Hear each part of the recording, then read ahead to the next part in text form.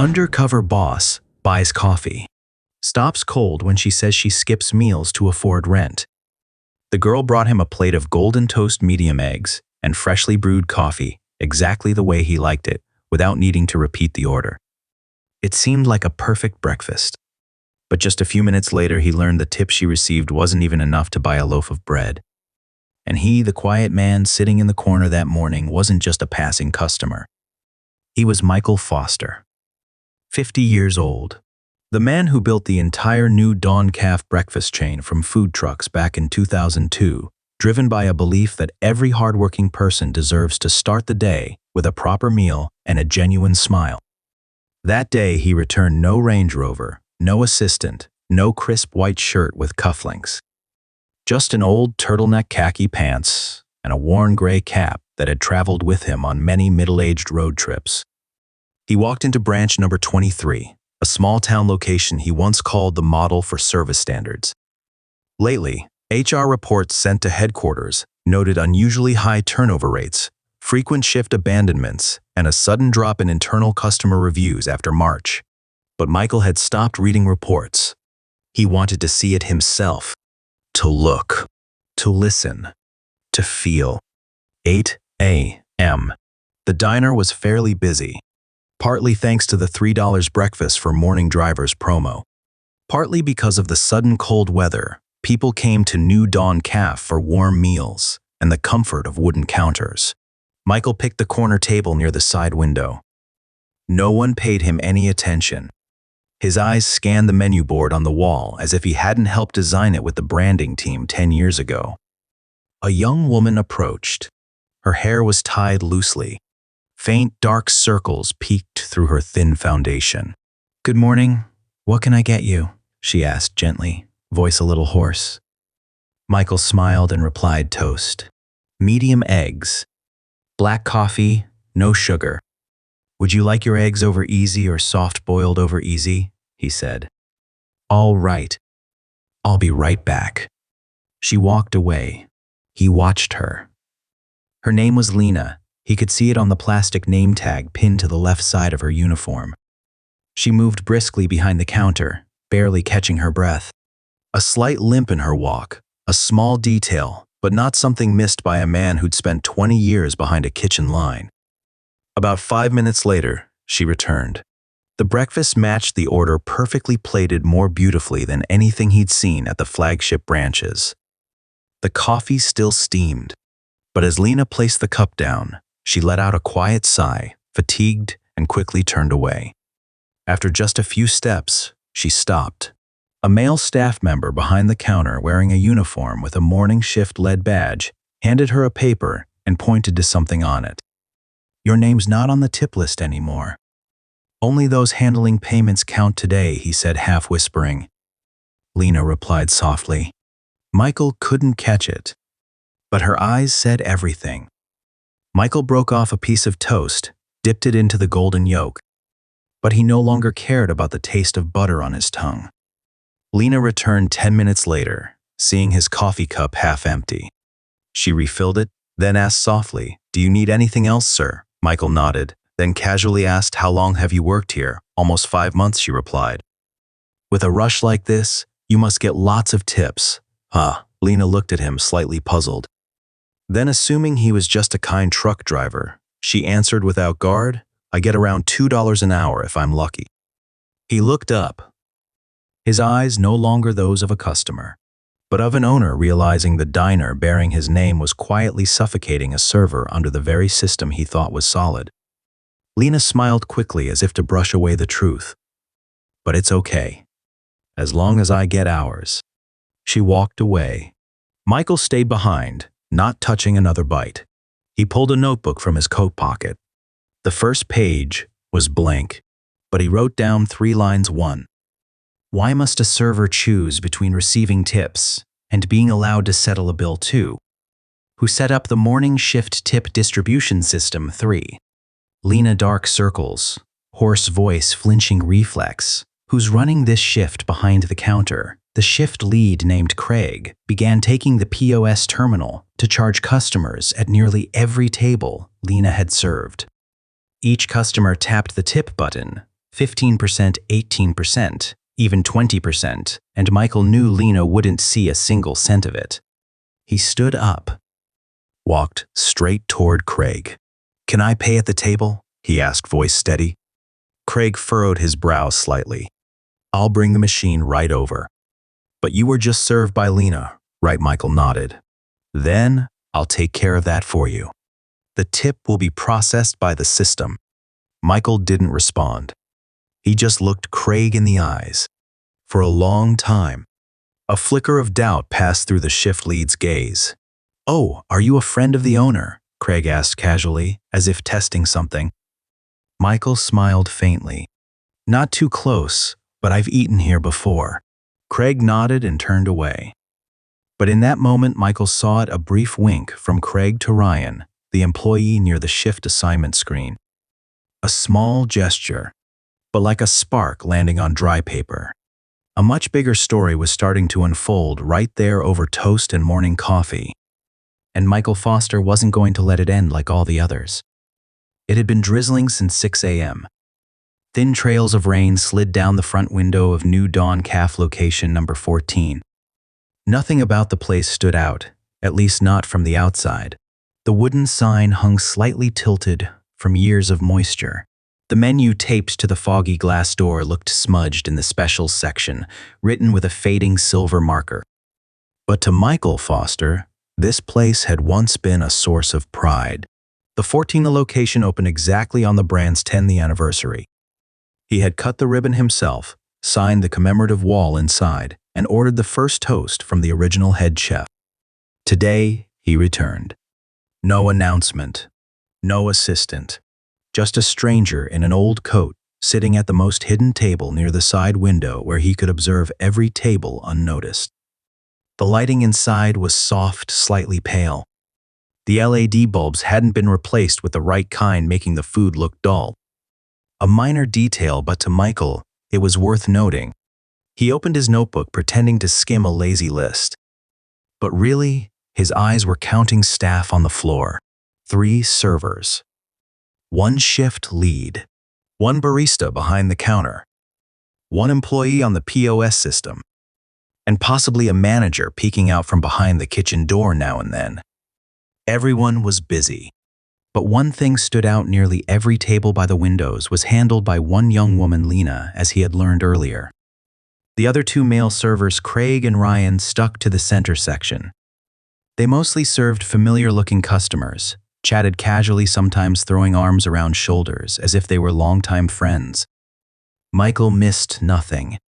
Behind the bar, Craig wore a name badge that read, "Shift Lead Shiny Bronze," larger than the others. Almost like a homemade medal. According to internal records, this branch hadn't officially approved any shift lead yet. That badge didn't come from headquarters. A tablet sat behind the counter displaying the shift login system. Michael squinted. Something seemed off. All the orders Lena served were signed off by Craig or Ryan. Under the new system, servers had to confirm transactions themselves to receive accurate tip allocations. One more detail caught his eye: a separate tip tray labeled "Shared Shift Tips" had been pushed into a dark corner on the left, almost invisible unless you were behind the counter. Michael glanced at the nearby table. A middle-aged man in a driver's uniform was stuffing cash into his pocket, clearly having just paid. But it was Craig who had gone to his table, not Lena, who had served his entire breakfast. A few minutes later, Craig returned to the counter, pulled a small slip from the POS machine, and slipped it into a drawer. No one questioned him. No one verified a thing. Michael took a sip of coffee and jotted down a few more lines. It was still raining outside. The new customer who had just walked in was a woman around 60, carrying a cloth tote bag, her hair damp with rain. Lena quickly stepped out to greet her, guiding her to the table by the window. Craig glanced over, then called out, "Let Ryan handle that old lady's bill, okay, Lena." That sentence made Michael pause. The way Craig referred to the customer in a mocking tone, more fitting for a nightclub bartender than a community breakfast joint, revealed an attitude no longer hidden. But what caught Michael's attention even more was how Lena simply lowered her head, no reaction, no argument. That silence didn't come from agreement. It came from exhaustion. And then something strange happened. The branch manager, a man in his mid-40s named Mason, walked out from the kitchen, heading straight toward Craig. But instead of addressing the inappropriate remark, he simply asked, "Did you finish the VIP customer list? I need to send it to headquarters today." Craig handed him a sheet of paper. Michael saw a familiar name. He had met that customer at Branch 7. Instinctively, Michael opened his phone and logged into the internal time tracking system through a private VPN. Manager Mason had once been praised for retaining loyal customers at Branch 14. But the time records told a different story. Lena regularly worked more than 30 hours a week, yet the revenue from her section was being credited to Ryan and Craig's customer group. The more he looked, the more he realized this wasn't just a minor error. It was a systematic imbalance in full operation. Michael looked up at Lena. She had just picked up a plate of pancakes from the kitchen and rushed toward a table on the left. But as she turned back, her hand brushed against her elbow, and she paused for half a second, inhaling gently, as if swallowing tears. Michael knew that feeling. The feeling of giving it your all, but not knowing why none of it seems to count. He set down his pen. The game had begun. And this time, the undercover player was him. The wooden wall clock showed 8:27 a.m. when Lena returned with the tray in her hands. Golden toast was neatly arranged beside a sunny side-up egg, still warm-topped with just the right pinch of black pepper. A cup of black coffee, unsweetened, released a faint, rich aroma placed exactly on the customer's dominant side.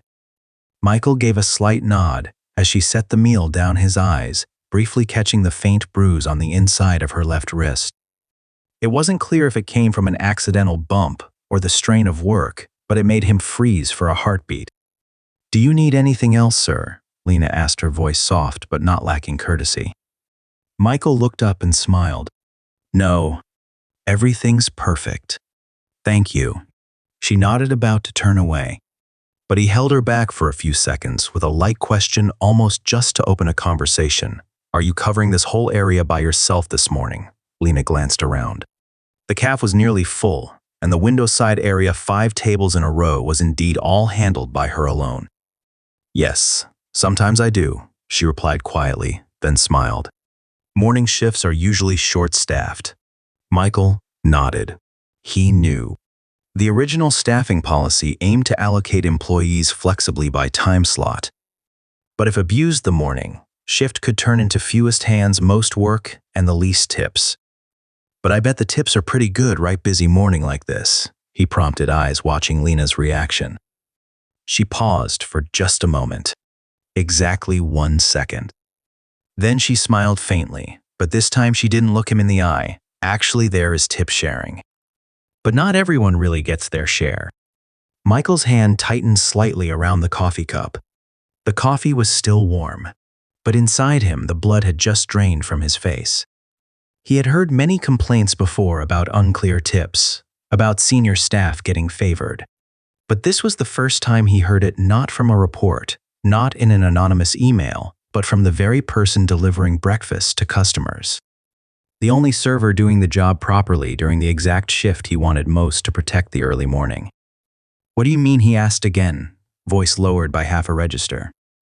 Lena pressed her lips together, then replied softly, as if she knew she shouldn't say it, but for some reason still chose to speak. "Tips go to whoever rings the POS last. I serve, but when it's time to charge, Ryan or Craig handles it. The system shows they handled the table, so the tips go to them." Michael looked at her, saying nothing. He didn't need to ask more. Everything became clearer than the dim light behind the counter. The system wasn't being abused because of a technical error, but because of people. "How much tip did you get yesterday?" he asked, this time with a calmness that was almost frightening. Lena blushed slightly. A gust of wind slipped through the door, making her shiver, but she still answered, "About $18. For 9 hours. So just over $2 an hour," Michael confirmed. Lena didn't nod, didn't shake her head. She just shrugged, a small gesture, but enough to shift the collar of her uniform, revealing a patch of sun-darkened skin and 2 red marks that look like old scratches. First, emotional drop. He didn't ask anything more. He just watched her walk away, then opened his phone and turned on voice notes. Direct discovery tips go to whoever processes payment, not the actual server. System exploited by shift leads. Immediate victim Lena. Average tip $2 hour. A new pair of customers walked in. Lena rushed to greet them. As she walked, she ran her fingers through her hair, trying to hide a scraped wrist. Craig, standing by the counter, watched her, then scoffed, a smug smirk that lasted just a heartbeat. Michael caught that moment. And this time, he knew the issue wasn't just about tips. There was an invisible mechanism operating here, quiet, cold, forcing people like Lena to work relentlessly, receive thanks from customers, but walk away with nothing but sore feet and a paycheck that was nearly symbolic. An older janitor stepped out from the kitchen. She passed Craig and whispered, "Any extra tips this morning?" Son Craig didn't look at her, only gave a curt reply, "Wait till the weekend." Michael tilted his head slightly. That woman was Rosa, one of the longtime employees honored at the company's quarterly recognition event 3 months ago. She was still here, still wiping tables, but now asking for tips, like someone begging for favor. Second, emotional drop. Michael didn't need anything else to confirm. This wouldn't end with a reminder email. This needed a real shakeup from the inside. And Lena had just unintentionally become the key to a door the whole system was trying to keep shut. Michael didn't take another bite. The eggs had gone cold. The toast softened under the rising steam. But he didn't care. Instead, he looked around, eyes fixed on every small gesture behind the counter. Lena now was handling nearly 10 tables, none more than 4 steps apart. She moved like a misaligned clock hand, delivering water to table 4, clearing glasses from table 2, then rushing to take orders at table 9. Every step was quick, but never clumsy. She worked in silence, almost invisible in the morning crowd. And Craig and Ryan, they leaned against the corner of the POS counter, chatting with familiar customers at nearby tables. Every now and then they laughed, as if it were a weekend brunch, not peak hours. Michael noticed every time Lena finished serving a customer, and they were ready to pay, it was Ryan who approached with the POS device.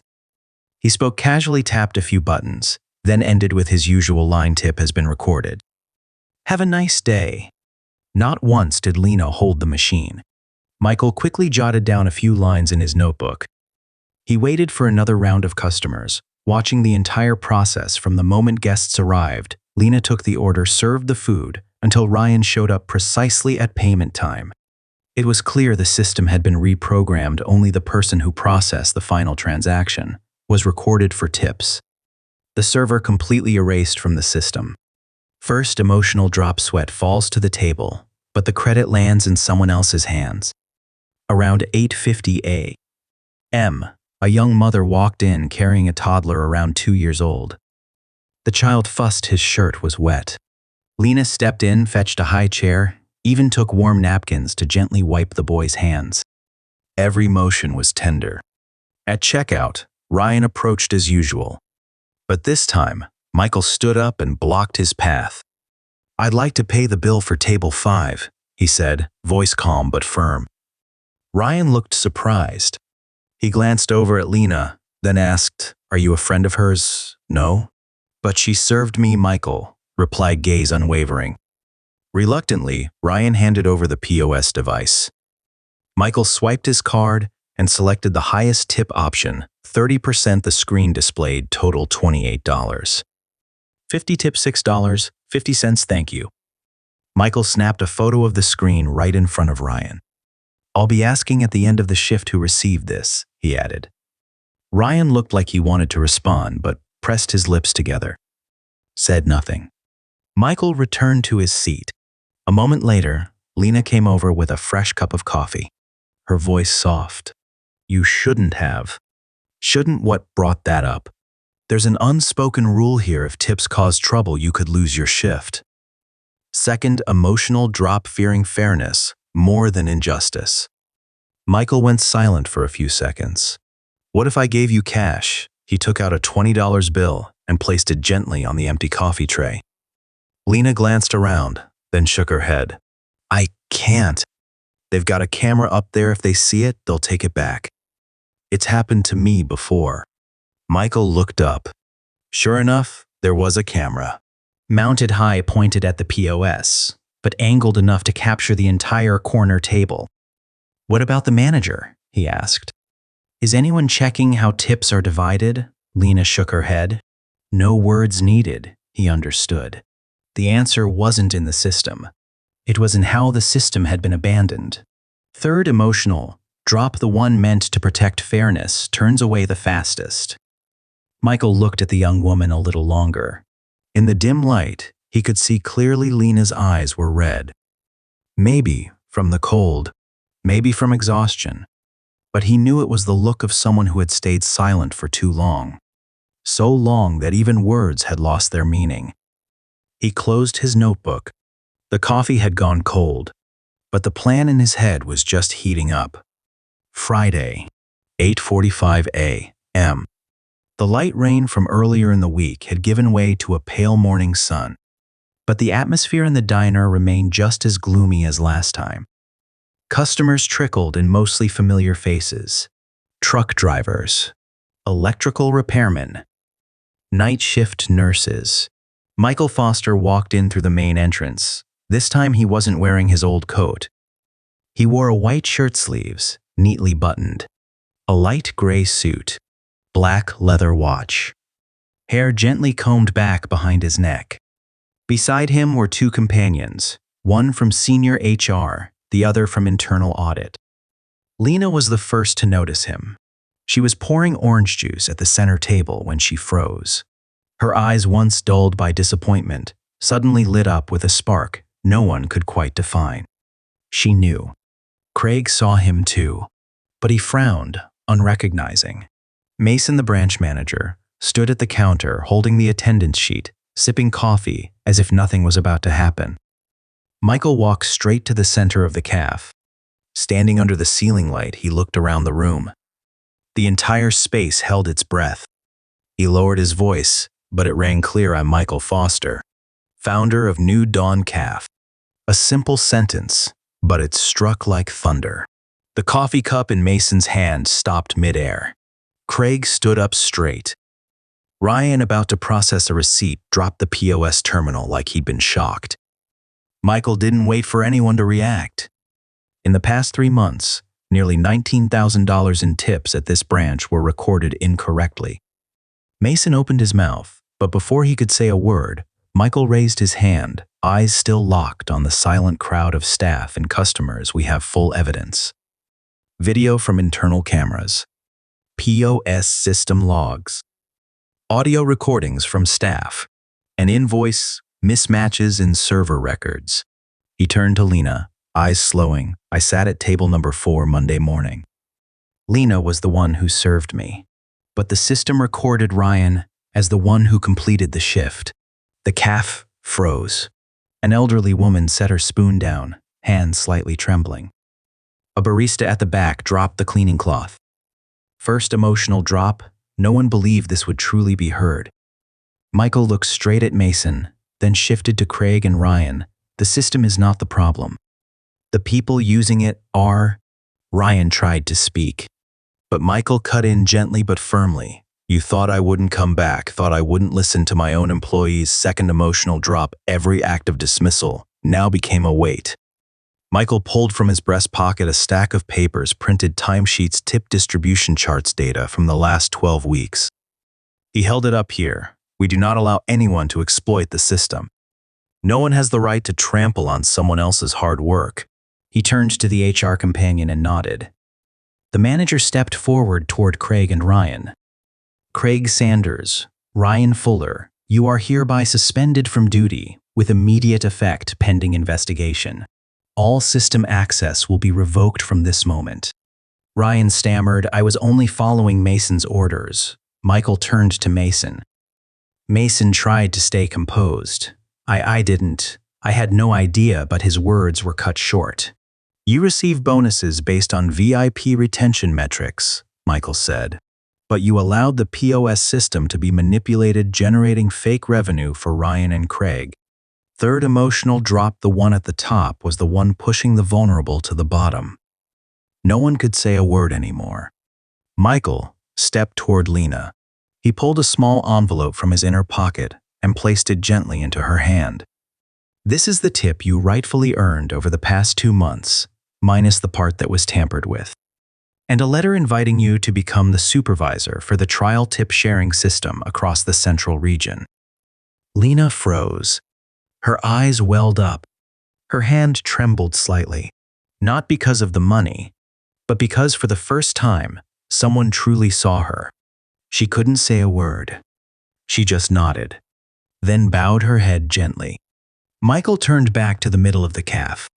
Today, those who steal the sweat of others will have no place at New Dawn. The entire calf fell silent. One customer stood and clapped. Then, a second. A third. Applause rippled through the room table by table. An elderly woman whispered to her granddaughter, "You see, he owns this place and he came back." Justice does not arrive through promises. It arrives through action. And this morning, in a quiet corner of a little calf, that action took place. 1 month later, Friday, 7:50 a.m., Branch 14 of New Dawn Calf opened on time as always. The familiar scent of warm coffee drifted past the window. The clinking of knives and forks against white porcelain signaled the start of another morning. But inside, things were no longer the same. Michael Foster pushed the door open. No cap. No faded old jacket. Today he walked in as himself, no disguise, no caution. Behind the counter, the first person to look up was Lena. She smiled. No longer hurried, no longer afraid. Just a genuine smile, soft, warm, and somehow steady. Pinned to her light brown uniform was a new name tag, Lena Hart, Assistant Manager. She stepped forward and said, firmly, "Good morning, Michael." The usual today, Michael nodded. His eyes landed on the whiteboard behind the counter. Under the heading Tip Distribution Friday Morning Shift was a clear list, each staff member, each bill, percentage of tips, working hours, total share. Everything was transparent, like sunlight creeping through the windows. Customers could see it. Staff could too. No more overworked hands underreported. No more tampered POS systems. Everyone received exactly what they had earned. Craig and Ryan gone. Mason had been removed from the system, no announcements, no appeals. The new branch manager came from Branch 8, known for fairness and discipline. Lena was no longer just the assistant manager. She was the first to lead the trial of the Fair Tip system, a real-time tip distribution interface Michael had once dreamed of, but never dared to implement fully. He asked, "So, do you think it's working?" Lena nodded, eyes serious. "Everyone can see what they're getting. They're starting to help one another because they trust fairness will follow. No one sneaks tables anymore. No more shift leads assigning tips behind closed doors." Michael looked around. The calf was busy but not chaotic. Each staff member moved in rhythm. No tension.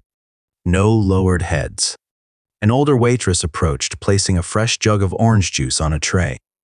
She gave Michael a respectful nod. It was Rosa, the same woman who had once hesitantly asked Craig about tip money.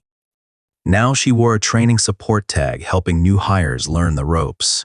Michael sat at the same old table where he'd once quietly observed Lena at work.